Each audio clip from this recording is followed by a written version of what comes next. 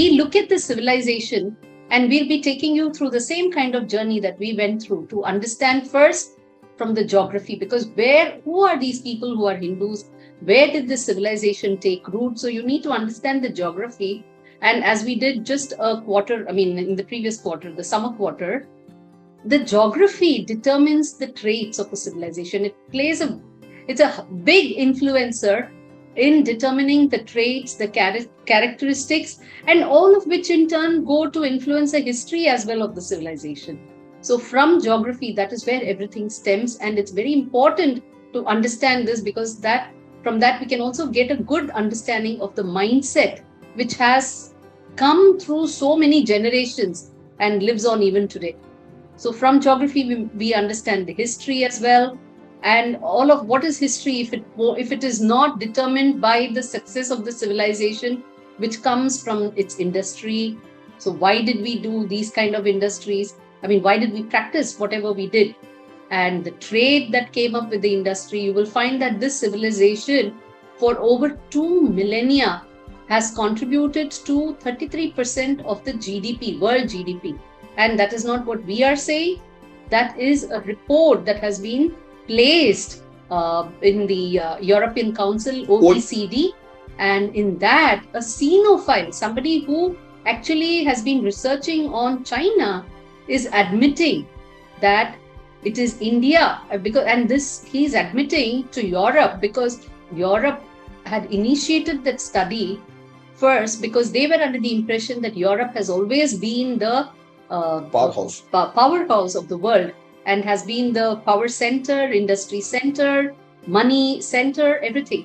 And therefore, when somebody makes a statement that it's not Europe, but it is Asia, then this study was initiated and commissioned. And from that study, the output that comes out is this civilization has contributed 33% of world GDP was with this civilization. That means we have done a lot of industry, we have done a lot of trade. And if we have done both of these, we would have needed navigation.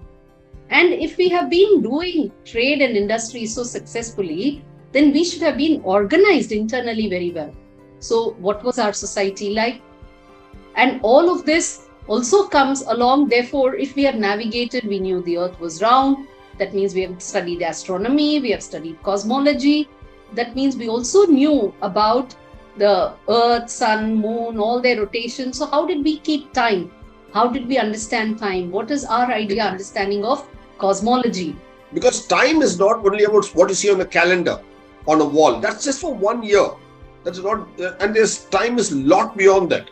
So timekeeping is a great aspect that speaks about a civilization. If a civilization can keep time across centuries and millennia, that means the civilization attained a zenith in geography, in history, in topography, in astronomy, and in various sciences. Because timekeeping is a culmination of variety of sciences. And time is not again on the calendar alone that you see on a wall, but it's all about movement of Earth in relation to other astral bodies in its parent solar system. And once you know how to keep time, then you know that annually you're going to come across certain lovely windows that you can celebrate, and which is why we have had a lot of festivals, which we still celebrate in the Hindu civilization. And what are these, and why do we celebrate those festivals? And you will see a beautiful thread which is common across all these festivals. You may be celebrating it as that of a divinity, or as some rituals, or as some kind of vrat observances, or some birthdays. But if you see, there will be a beautiful thread that connects all of this, and that we will see when we do festivals, when we start exploring them. And you look at the word festival, it's an Anglican word. Indian word for it. What do you say? Utsav. What does it Utsav mean? Utsaha. Uplifting. So every festival is not just for merrymaking, because festival in the Western sense is all about merrymaking, whereas our festival is all about uplifting oneself. Yes, merrymaking is part of it, but it's part of a larger process of uplifting oneself. That's why look at the so aptly named our festival as Utsav, or in Tamil you call it Utsavam, or any other level. So that's why Ut means to get up. Uttishta. That is so like that. So it is to elevate oneself, rise up, elevate oneself. That is what we thought of festivals. Because very helps rise up. Now, what is all this knowledge? If you're going to keep it to oneself, you have to make sure that your entire society, generation after generation, continues to have this knowledge and can put it to good use. So that means you have to have a well-developed education system. Education is the way you transmit that knowledge across generations. So that is why education is again important. That means we had a very good organized education system. And how can you communicate all this knowledge and education if you don't have good language structure, grammar, medium of writing? So all of this then comes under the languages, and you find that this civilization is kind of like a potpourri of people speaking so many different languages, so many dialects as well. But in spite of all that, we had a common language where people could trade in, travel, because people are traveling all over the land continuously, because you had Hinglaj Mata in Baluchistan as a Shakti Peeth, Tripura in the east as a Shakti Peeth, and then you have a Shakti Peeths in North Kashmir, you have a Shakti Peeth in Kanyakumari itself is a Shakti Peeth, then beyond Kanyakumari in Lanka you have 2-3 Shakti Peeths, so you have all over, so people are constantly traveling. So even though there were local dialects and local languages, there was a common vocabulary. What you would in German call as Sprachbund. So like that, you had a vocabulary by which you could travel